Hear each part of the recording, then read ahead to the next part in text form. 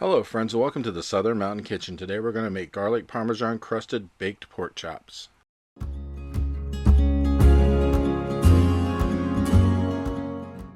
So before we get going with our recipe today, I just want to take a moment and thank so many people out there who have been sending wonderful comments and following and actually watching all the videos I put out, because I think it's wonderful that so many people have gotten behind me, and I do appreciate you watching these videos so much. You don't know how much it means to me that you keep coming back and watching new ones and sending comments to support, and it's just wonderful, and I do appreciate you so much, and I want you to know that before we go any further with this. Thank you. That's all I have to say is thank you.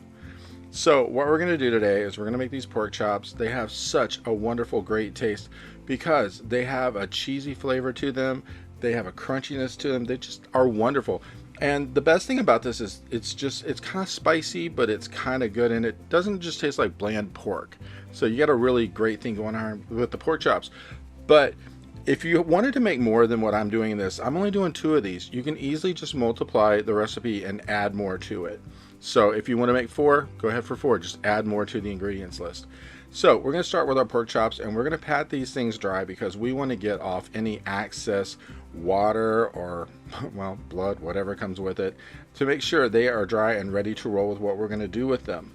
So take some paper towel, pat them dry, make sure you get it out of your, like if you have a dish plate or whatever you have them laying in, get it off of that as well, because we want to make sure that these are totally wiped clean before we start doing what we're going to do with them. So now we're going to mix up the breading that's going to go on the outside of this. So we have 1/3 cup of Italian breadcrumbs. To this we're going to add 1/4 cup of Parmesan cheese. Then to that 1/2 teaspoon of salt and 1/2 teaspoon of pepper.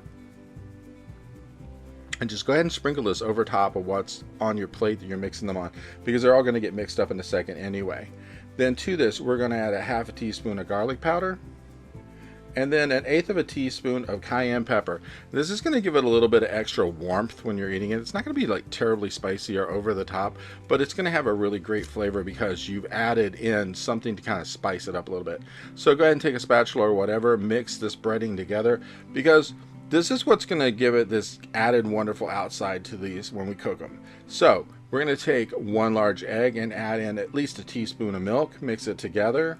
And then once we get this totally blended, because you're just doing this like you're going to scramble an egg, and then we're going to put this over top of the pork chops, because once we get it over top of them, we're going to make sure that they are totally coated in this mixture before we move on to put the dry ingredients on the outside.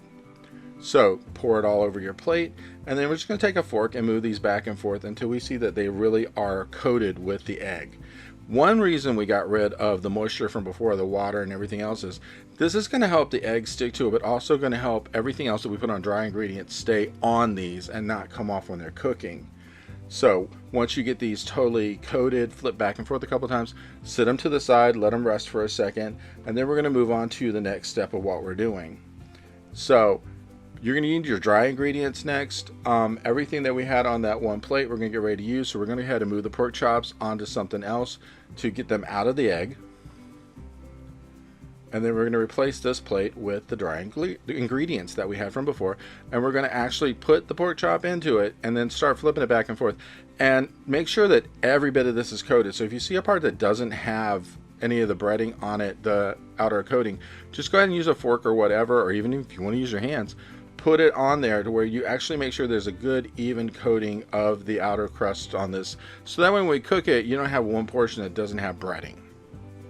So go ahead and move on to the next one, and we want to keep going with this and make sure that we use up all of the stuff we mixed up for the breading for the outside of it, because you will use the majority of it to do this. And once we get these totally coated and everything is ready for this, we're going to go ahead and get ready in a skillet, because we're going to start in the skillet and end up in the oven, which is kind of odd, but it works for these. So in a very large skillet, for if you're going to use like 4 pork chops, you need a large one, or for what I'm doing, at least a medium to large. We're going to put these in with some olive oil and get this ready to go. So turn your heat up to a medium high. You're going to use at least maybe 3 tablespoons of olive oil, maybe a little more. We don't want to totally fill the pan with olive oil though, or any other kind of oil, because we want to cook this, but we don't want to saturate it with all that oil. We don't want to like just basically make it greasy or anything. And once this is in, we're going to put in our pork chops, and we'll get this temperature going up high, because what we want to do is get it up to where it's actually sizzling. And then you're going to cook these for about, I'd say, anytime about like maybe 3 minutes per side, because like I said, they're not going to stay in here. These will not be done once you get to 3 minutes per side, because we're going to transfer these into the oven in a few minutes. So at this point, you probably need to preheat your oven to 400 degrees, because that's what you're going to need to cook these. And while that's warming up, we're going to actually do the time in the skillet, which, like I said, we're talking at least a good 3 minutes per side.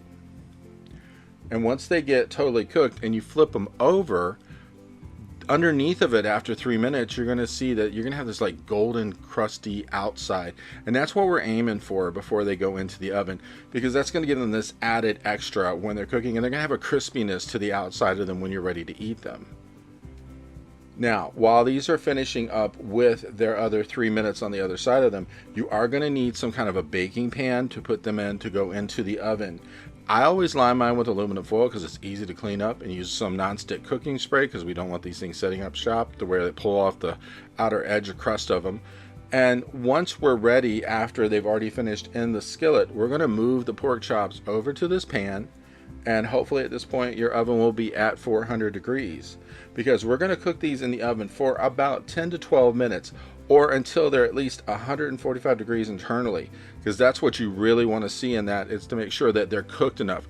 You do not want to undercook pork. It will make you sick.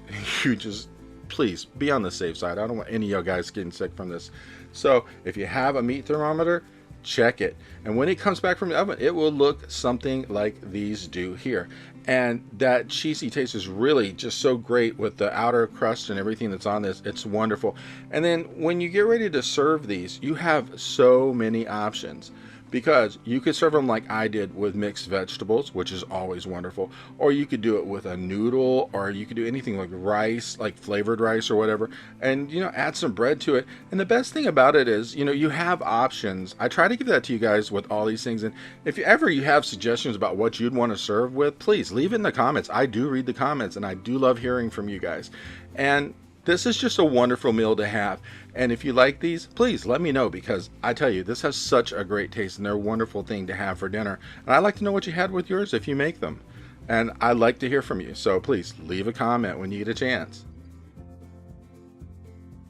If you like this video, please like and subscribe. And if you get a chance, check out my cookbooks, which are available in bookstores worldwide.